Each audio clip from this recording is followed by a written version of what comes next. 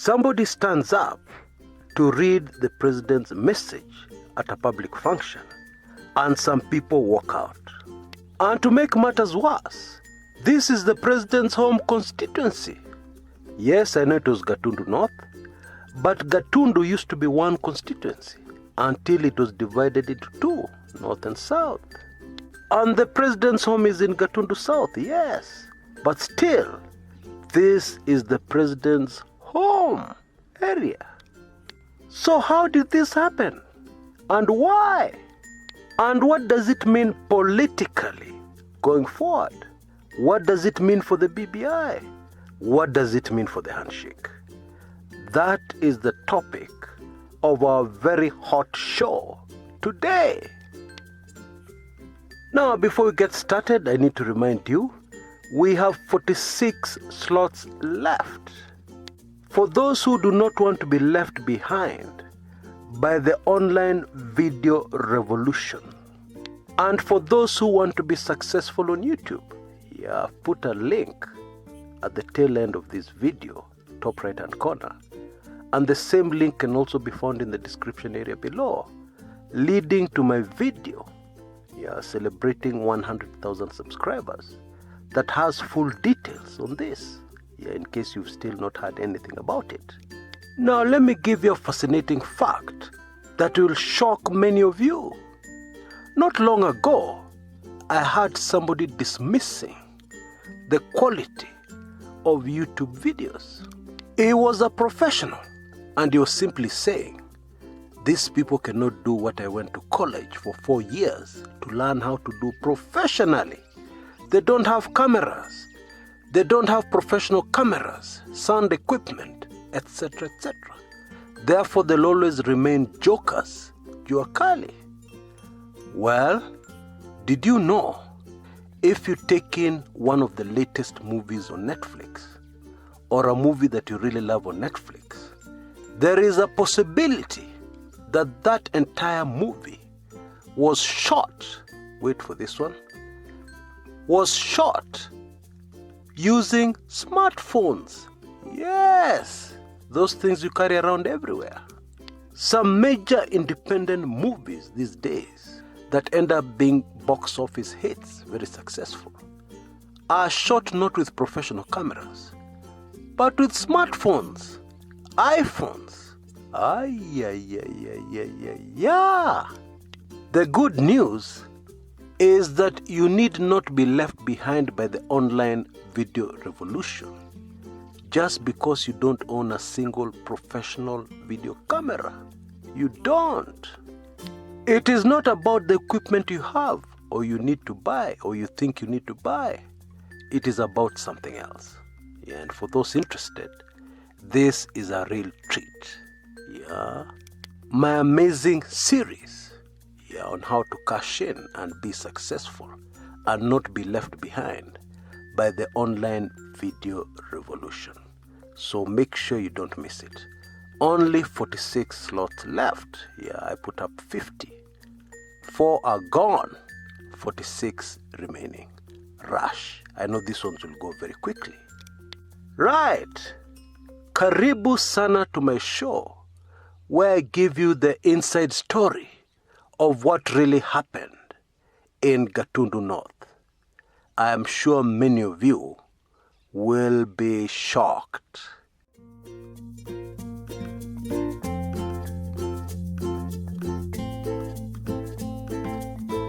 So, what exactly happened yesterday in Gatundu North? And I want us to stick to nothing else but the solid facts. Fact number 1, there was a funeral. Fact number 2, in Kenya, especially these days, funerals are platforms for politics, especially BBI politics and DP Ruto 2022 presidential bid politics. It has not always been like this. Fact. Before, there was only one area in Kenya, and it used to be Luo Nyanza only. And there's a simple explanation for that. And I believe it is well worth looking at the reason why this habit or tradition developed. In the days of the Jomo Kenyatta presidency, especially after 1969, there was a deliberate government policy to neutralize the Luo community as far as national politics was concerned. And therefore, the platforms to discuss the welfare of the community, the way forward for the community, were limited to funeral gatherings. And it became so common amongst our Luo brothers that long after the Jomo Kenyatta administration, if you went to a funeral and a politician turned up, you would expect them to say something about current national politics. It was expected. And if that politician was Raila Odinga, people would be very eager to hear what Raila would have to say at that funeral. They expected it. They demanded it. Even if Raila chose not to speak politics, the crowd would urge him on. He would be under pressure to say something. And you have to be a Kenyan that has a lot of empathy, or a member of the Luo community, to understand. Because if all avenues are shut, if even health facilities are a problem, so much so that you have to lie about your tribe in order to receive health facilities, basic health care, during the Jomo Kenyatta administration. Being human, it would be very difficult to keep quiet. Being human, you would expect the people you look up to as your political leaders to reassure you, to say something, to tell you something. Actually, to be more accurate, it was very difficult even for these leaders to be allowed to speak anywhere, even at a funeral. So people looked up to their close aides, people associated with them. Whenever they turned up at a funeral, people were eager to hear what they had to say, because they knew those people spoke on behalf of their absent, not by choice, leaders. Let's fast forward to the present. We know that both Team Keleweke politicians and Team Tangatanga politicians have been actively promoting politicking during funerals. And this inhuman habit was rampant even before the pandemic. Because somebody may want to argue, it was as a result of the pandemic. Limited public gatherings. So politicians had no other option but to speak their politics during funerals. Not true. Not true at all. And in any case, at the height of the pandemic, public gatherings, even at funerals, were very unlikely. And what you need for your politics is a large crowd and the press, especially the press. And you will remember during the pandemic, the press knew that there are not supposed to be any public meetings. So even if you manage to gather a huge crowd in the middle of nowhere, somewhere in the bush, in a rural area, the press wouldn't be there, because such a meeting was not supposed to happen. Such a huge gathering was not supposed to happen. So the question is, were Team Keleweke or Team Tangatanga politicians repressed like during the Jomo Kenyatta administration? Did they have no other option but to politic at funerals? Is that true? Of course not. But still, they chose funerals. And it is easy to see why.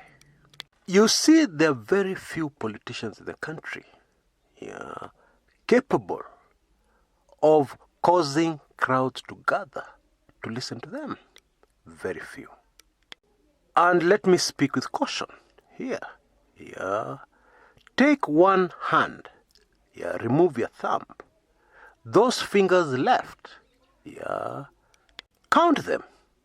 The number of politicians in the country capable of attracting huge crowds, yeah, are less than those fingers you're counting. At a funeral, the crowd has already gathered. Or rather, the crowd has been gathered for you. And the press are there, yeah, because they know any funeral attended by politicians will generate a headline, will generate news. There is another reason why funerals are very popular with politicians, and I believe it is the main reason. They are very easy to manipulate for perception purposes. You just need about 50 paid people, paid hands, yeah, and you can create any perception you want at a funeral. Because if they're seated together, yeah, the cameras will show you that was a crowd. Those are many people. This proves that so-and-so is popular in this particular area. But there's a new trick or technique used by politicians at funerals. Yeah, get those 50 people seated. Yeah, have them very quiet. And then at the appropriate time, have them walk out. Yeah, and have them take with them each 2 or 3 people, or as many people as they can. When you walk out at a funeral, you're making a statement. But hold on a minute. I believe all of us have attended a funeral. Yeah, think about it. If you genuinely went to attend a funeral somewhere, you're bound to be seated, yeah, somewhere at the front, yeah, away from the other curious crowd who will be in the periphery. And if you went to a funeral, even a funeral of your worst enemy, just chose to go and pay your respects, or even to gloat. We humans are a very strange lot. Yeah, whatever your reason for going to the funeral, would you walk out? Think about it. Would you walk out before the end of that funeral? And let me ask you another question. Do you think it is viable, it makes sense, at a funeral to have a large group of people walking out? Answer that question for yourself. Let us just use logic. Yeah, leave emotions out of it. Emotions won't help anybody. Yeah, let's use logic. Would you walk out? Would you expect a group of 5 to 6 or even 10 people to walk out? Of course not. Yeah, during the funeral, 2 or 3 people at different times, not at the same time, will walk out. They have another engagement. Yeah, they just wanted to show their faces, pay their respects, and leave. 2 or 3 people. But a whole mob of people walking out because somebody has stood up to speak? And you want to call those genuine mourners? Voters in that constituency? Go tell that to the birds. A suggestion, yeah, to my colleagues in the media. Next time this drama happens, take careful note of the age, yeah, average age, of the people who walk out. I think we all know the people used for this kind of political games are the youth, young people. Well, I know these days times are hard. You can get a few older people. But the average age of the people who walk out at any gathering will tell you clearly what is happening. Folks, let us start opening our eyes, yeah, and stop being fooled. Yeah, we stop being naive so that politicians can play around with our minds at will. What does that say about our intelligence? Yeah, I'm sorry, but it's a fact. What does that say about us? When we are fooled every day, and then we come to the comments area, yeah, of this video, and we start talking the language that those politicians want us to talk. We start promoting the discussions, skewed discussions, that politicians want us to have. Open your eyes. Some people walked out of a public gathering somewhere. Therefore, this tells us so-and-so is popular in that region. some youths threw stones at the motorcade of this and that politician. Therefore, this politician is very unpopular in that region. There's the evidence. It is clear. Oh, weka hapo tu ni sawa. Yeah, it's a democratic right. Yep, in case you didn't know, it is a democratic right not to think.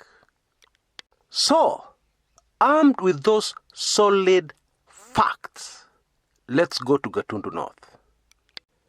The Deputy President spoke before CS Peter Munya, and he criticized the President, his boss, in language that was designed to make this not obvious. Those of you who have had time or the privilege to read a play by William Shakespeare titled Julius Caesar will remember Mark Antony's speech at the funeral. Mark Antony was a very close friend of Julius Caesar. And those who had assassinated Caesar were in charge of the funeral. And at first they did not even want Mark Antony there. But he convinced them, I do not come to praise Caesar, but to bury him. He kept on saying. But if you listen to his words, Mark Antony kept on saying, I have come to bury Caesar, not to praise him. And then immediately after that statement, he points the crowd to something good Caesar did for them. And then he comes back to his anchor statement. I have come to bury Caesar. I have not come to praise him. And then, again, he heaps praises on Caesar. Not directly, of course. He just says, look at that thing. See, that was Caesar who did that. See, Caesar did this. And of course, those are good things. Those are things which benefit the masses. And that's why at the end of his speech, those who assassinated Caesar had to go into hiding. The mob was angry at them. The deputy president in his speech said some nice things about the president, his boss, his authority. But then he also said other things. For example, that some people were trying to make President Uhuru Kenyatta a president of Central Province, a president of Mount Kenya, while in fact he was a president of Kenya. Now. Which people are these? Educate me. Do we have a president who cannot speak for himself? Do we have a president who allows other people to sway him and project him into something he is not? You tell me. And educate me, please. Don't just write in the comments area, why do you hate the deputy president? I don't. I'm analyzing politics. I want to understand. Because maybe I didn't understand. Maybe I'm too old school. Ilinipita. Maybe this is a modern way of speaking. Educate me. Please. I'm listening. Now, after the deputy president finished speaking, some people at that meeting were angry because the president's message was being read by a cabinet secretary, Honorable Peter Munya, instead of the deputy president. What they were saying is that protocol should have been followed. Okay, fair enough. However, this protocol, who manages it? Is it me and you, ordinary people? Please, let's get serious. The President of the Republic of Kenya could decide tomorrow that Kumekucha will welcome former President Donald Trump to Kenya on behalf of him. And the Deputy President will be at the airport. All the very senior members in government, in the foreign ministry, will be there. But the President has instructed that it is Kumekucha to receive former President Donald Trump at the airport. He'll be the first to greet Trump. Now, if that happens, hypothetical situation, Is it a reason for the people of Nairobi to hold demonstrations on the streets against this decision by the president? He has broken protocol. He has made a decision that you do not see, I do not see as wise. I'm sorry, that doesn't make sense to me. Because what the authority decides is final. And if you go against the instructions of the authority, you're disobeying authority, pure and simple. You're rebelling against authority. And it doesn't matter how clever you are, how many degrees you have, how many PhDs you have. It doesn't matter. Yes, you're sure you're smarter than your authority, you're smarter than the president. Fine, but that doesn't change anything. He has ordered final. You know, at the tail end of the life of my political lecturer, we went for a function somewhere, a family function. We were actually going to pay dowry. And my political lecturer did something strange. He broke protocol. He asked my last-born brother to speak on behalf of himself and on behalf of the family. I was, of course, very surprised, but I quickly recovered. At that time, my last-born brother was closest to the brother whose function we were going to. So maybe that was the reason. I don't know. To this day, I don't know the reason. But I don't care. And even during that function, I did not get angry or jealous. I did not even question my authority. Why? Why have you done this? But I couldn't help noticing one thing. At this particular function, we had not carried any wazes, the old men of the clan, who ensure that all the traditions of the tribe are followed. I understood that my dad wanted to do things his way. And indeed he said many times, when you go somewhere to look for a wife, leave your traditions, your laws, your rules behind.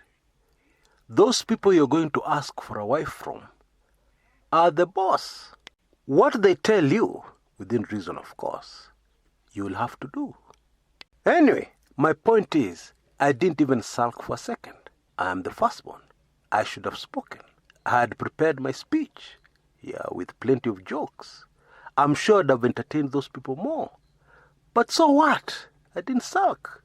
I enjoyed the occasion, and I enjoyed the company of my authority.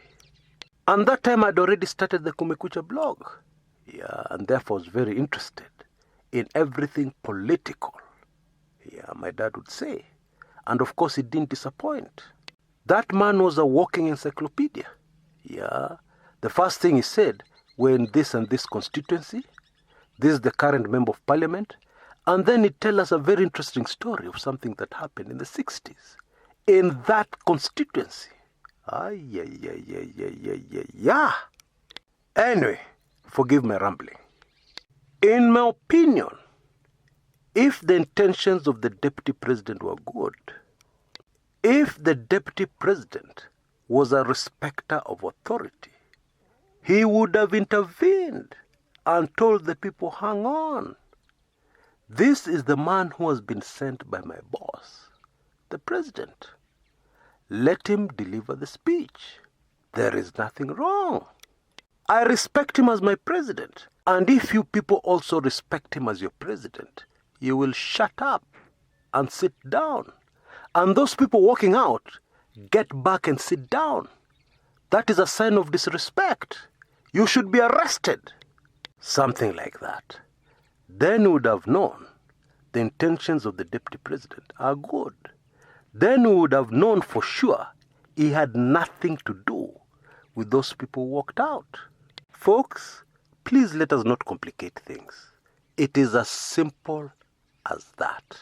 It is black and white. There's no if or anything like that. Now, let us quickly look at the political strategy here, if any. When you're in the position which the deputy president is in right now, where your options are limited, you make sure that anything you do will have impact. You don't do things which have minimal or no political impact, especially things to do with perception, because we have passed there. The crisis facing Team Tanga Tanga right now is beyond the situation where you want to create perceptions of popularity. And if the deputy president still wanted to insist on this perception game, he should have done something bigger, something that would have gotten him bigger headlines. For example, he would have stood up and asked the people, some people want me to resign. Those who would like me to resign as deputy president, can you lift up your hands?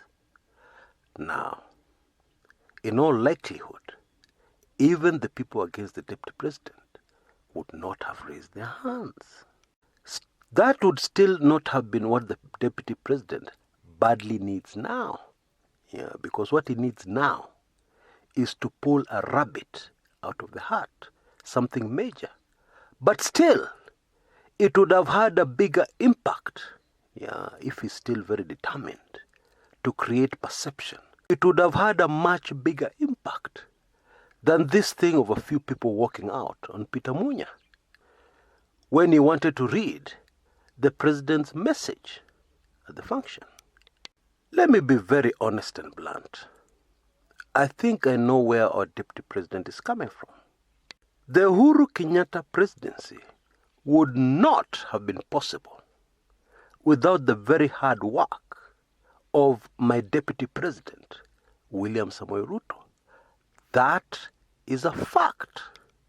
And many of these politicians, virtually all of them, making noise, were not there when he was fighting for the Uhuru Kenyatta presidency. Many of them didn't even know what was happening. And the deputy president, being human, is feeling rage inside him. He's angry. And that is to be expected.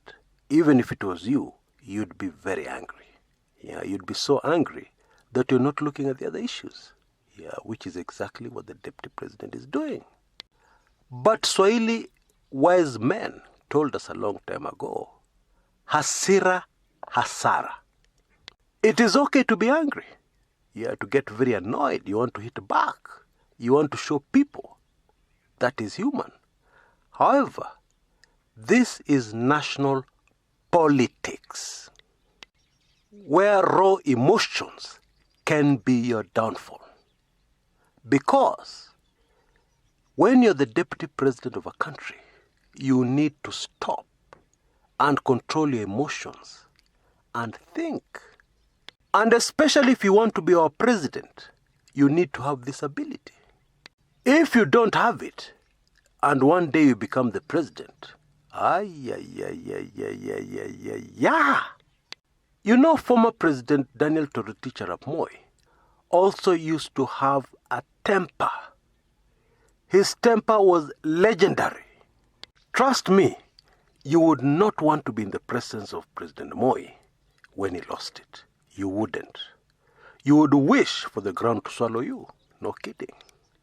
But Moi was careful, especially where his political opponents were involved. He hardly ever made any decisions emotionally. And that is why he ruled Kenya against all expectations for 24 long years. If you're a leader and you can't control your emotions, there's trouble ahead. If you're a leader and you're so angry that you create a strategy to hit back that has no real political impact in your situation and even in your future, then you yourself are also in trouble. That, my friends, is my honest view. Bila emotions. And even in what I do, I cannot afford to hate anybody. Because the same rule applies. I am sure it would get very boring if I came here every day with a vendetta against a certain politician or against somebody.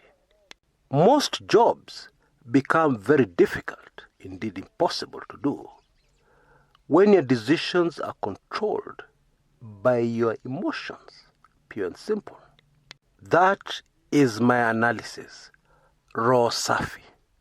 Yeah, clean heart. If you have enjoyed this video, kindly remember to give me a like. If you are not yet subscribed to my channel, don't you think it's time you subscribed? Until next time, this is Chris Kumekucha.